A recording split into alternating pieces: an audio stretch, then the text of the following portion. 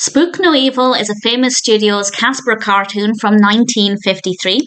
This is directed by Seymour, Kneitel and Myron Waldman and written by Isadore Klein, with a voice cast including Jackson Beck, Jack Mercer, Mae Questel and Alan Shay.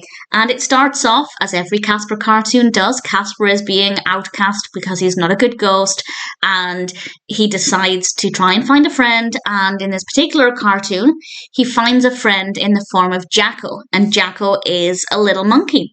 And things are going really well, they're having a great time, they're spinning around on trees, and Casper's peeling bananas, and it's absolutely adorable.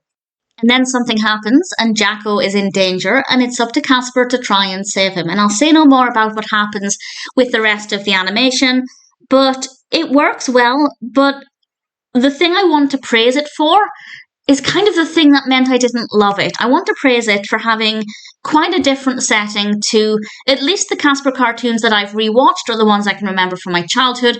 I still have quite a few to go, but compared to the ones that I've seen, this more jungle-like setting is a little bit different.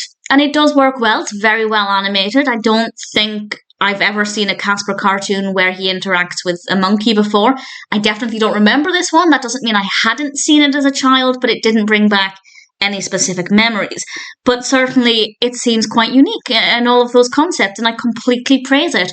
However, that means it does just feel a little different to the average Casper cartoon, and I didn't love it. It wasn't necessarily what I was personally looking for, or indeed what I do look for in a Casper cartoon. So I acknowledge that actually it's very creative, it's very well done, but for personal preferences, it's not a personal favourite.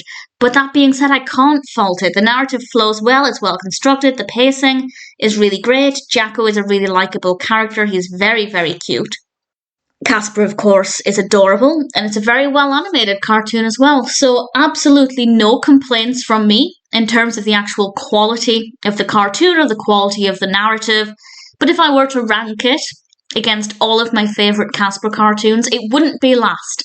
The one I watched recently, that was kind of a Gulliver's Travels in Space thing, I hated it, I really didn't like it.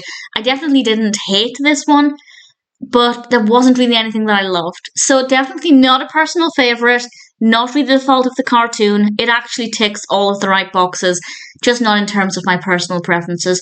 But nevertheless, if you're a fan of Casper and you haven't seen it or you don't remember it, then I think Spook No Evil is still one that's worth watching.